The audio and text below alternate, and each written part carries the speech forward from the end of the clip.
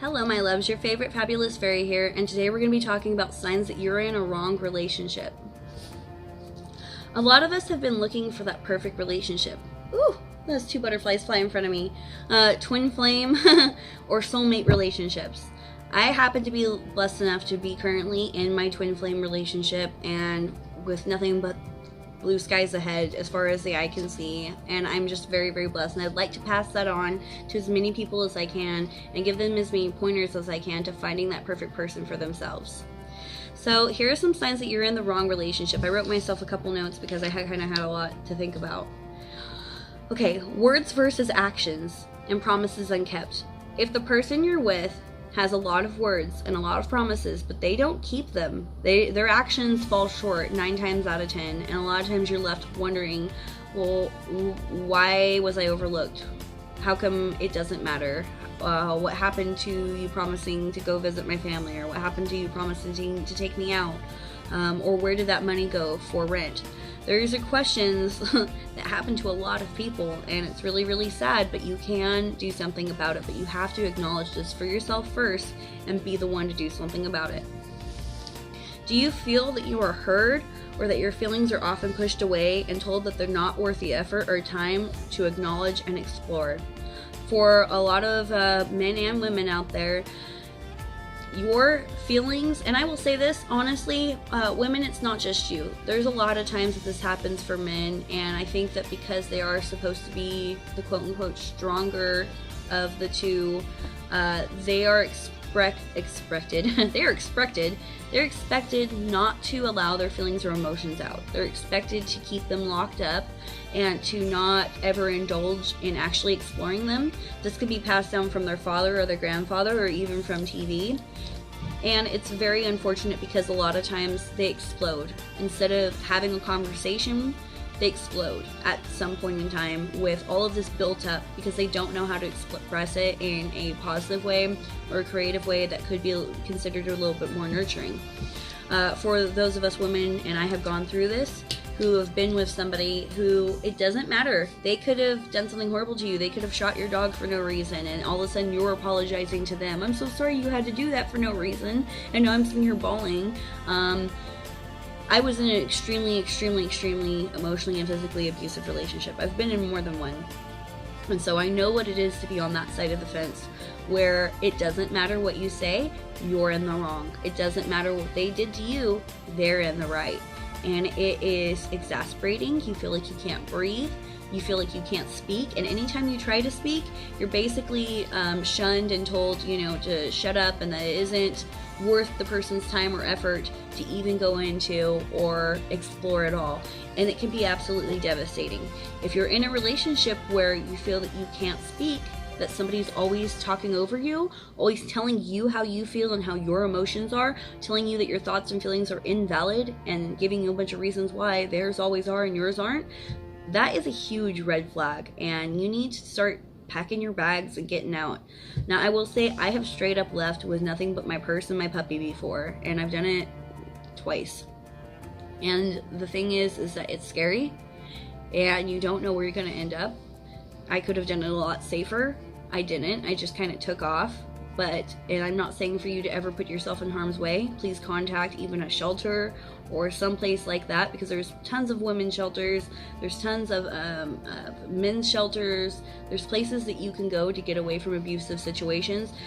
You can go to a friend's house. If you don't have any friends or anything like that, I'm sure there's hotlines, and if I can find information on a hotline, I will leave it in the link below, because you should never feel like you have to stay because you have nowhere else to go. That should never be where you're at in life. There are some 24-hour stores and things like that, which isn't a perfect option, but if you just have to get out for a while until you figure out where you're going from there, hit up a Starbucks, go somewhere and sit down and collect yourself and find out what your next step is. Don't just stay because you feel like you have nowhere to go. Okay, physical abuse. It usually starts as play fights, wrestling, let me teach you how to fight, things like that, but it one day turns to violence. And it's potentially with the aid of alcohol. This I've experienced many times in my life. I will not play fight at all with my love. He's never ever tried, and we're never going to, and I explained to him why. The reason is because in the past, people who've play fighted with me, it starts with a play fight, and eventually one day it gets into real violence, and then it gets into an extreme abusive relationship. And I've seen it not only in my own life, but in other people's lives. And one thing that starts kind of innocent, it's like once you cross that barrier that hitting's okay, on any aspect, it becomes okay. And then one day you cross the line, and that hit comes out, and then now we're in an abusive relationship. So me and my love, we do tickles, we do kisses, we'll do tickle fights and stuff, but we won't do any kind of wrestling or any kind of violence whatsoever. If he wants me to learn how to do protecting myself, he needs to pay for somebody else to teach me, because I don't want that to ever be a barrier that we cross on any level, because I know that it's all too easily, and I don't think that he would ever do anything to me, but to be completely fair, I never did in the past also. So I'm just gonna throw that out there, which I don't think he ever really would, but I'm also never gonna put us to that situation. Extreme differences in food, religion, habits. Okay, so if you have an extreme difference in food preference, what if this person eats everything spicy? Well, okay, yeah, it's easy to make some things spicy and some things not. What if they're a vegan or a vegetarian and you are like an extreme hunter? This is never going to work out. I mean, the love might be there to try to make it, but there's always going to be an underlying factor that's just a line that you can't cross. What about your religion? What if they are hardcore Buddhist, or they're hardcore Methodist, or they're hardcore Pentecostal, or they're hardcore something, and you do magic, or you do whatever, I can't think of anything else, you're Luciferian or something like that, you're gonna have a huge problem. It doesn't matter how much you love the person, at some point in time, it's going to clash in a way that's gonna upset the entire balance of your life. What are their habits? Are they a potential hardcore drug user? Do they do, maybe they don't do hardcore drugs, but maybe they do like hallucinogens every month, or maybe they do prescription pills really heavily, and maybe they kind of abuse them. What if they drink alcohol all the time? What if they smoke pot and you don't? What if they smoke cigarettes and you don't? What if they, are addicted to cans of air or something crazy? What if they're into cutting themselves or self-mutilation or something really, really bad? What are their actual habits? What if they stay awake for 3 days at a time and they don't use any kind of aids for that? They just do.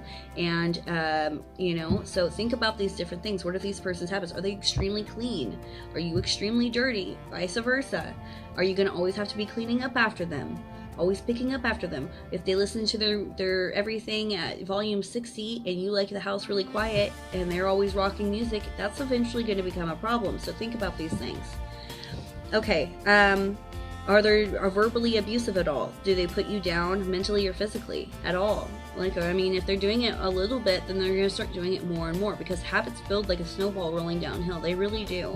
Once somebody does something one time, like call you a bitch or a cunt, then it gets easier each time. And they always say, oh, I'm so sorry, I didn't mean to. You're not.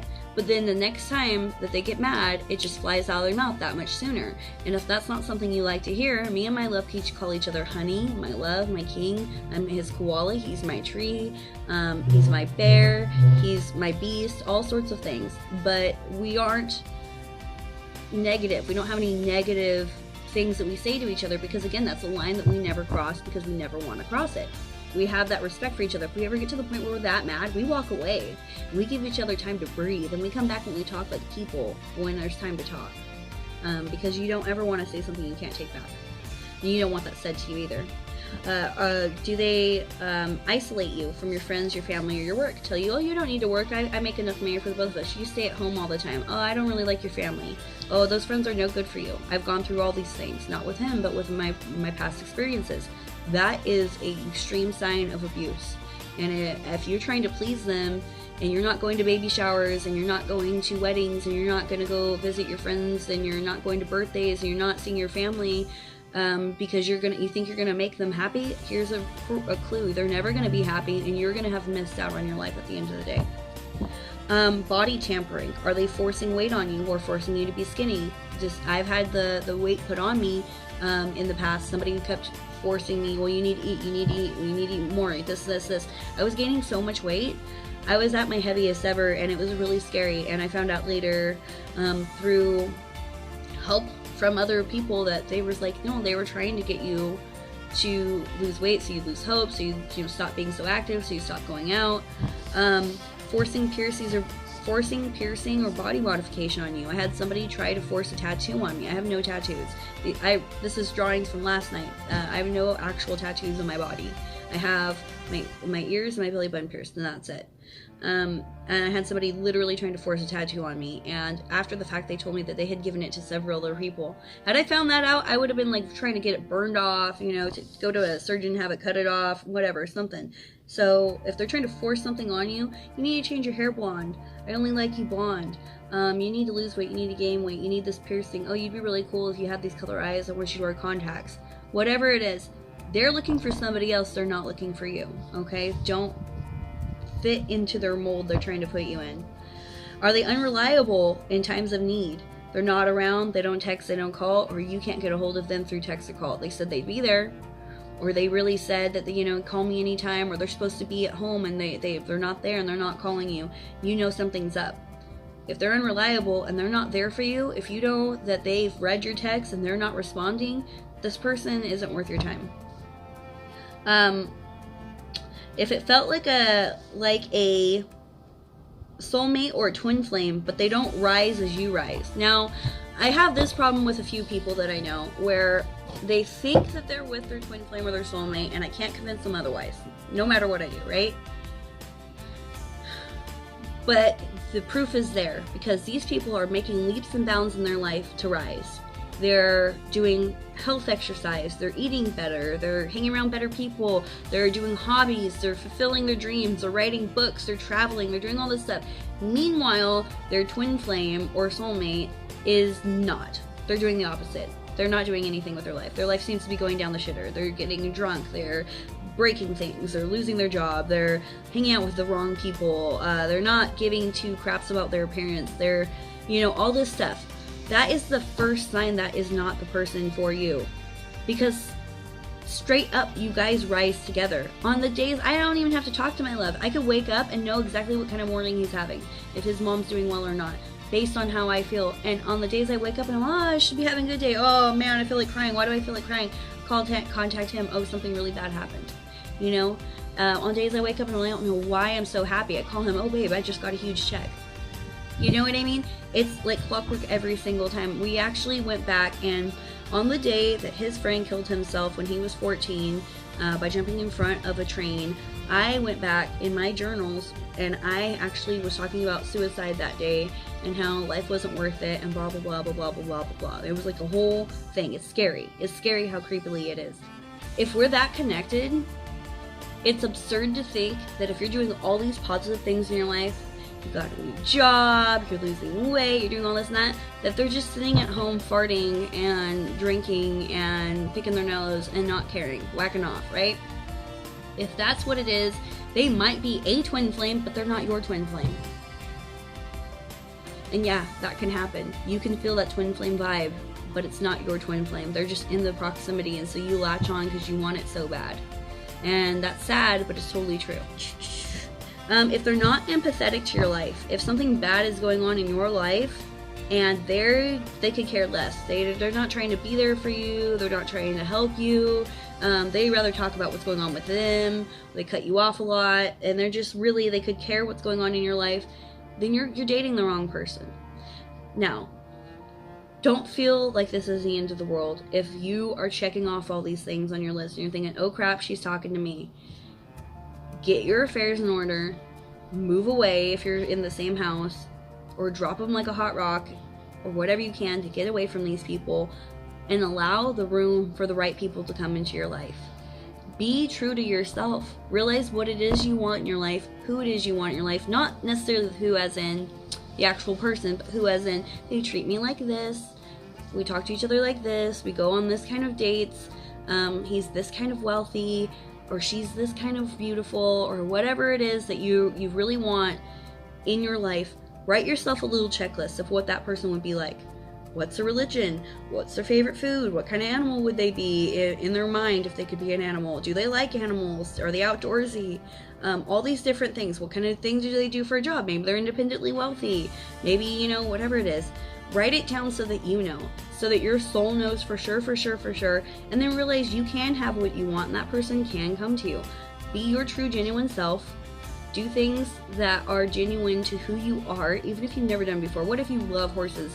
Start spending time near a stable. Go horseback riding. That person's gonna love horses too. Your perfect person's gonna love horses too. So look at that, and I've got some rules for dating if you're looking for your twin flame or soulmate. That's a different video. I'll leave that below. I love you all so much. Please like, share, subscribe. Check out my Patreon. I've got my videos up there from our engagement party and our engagement photos, and that's staying up there.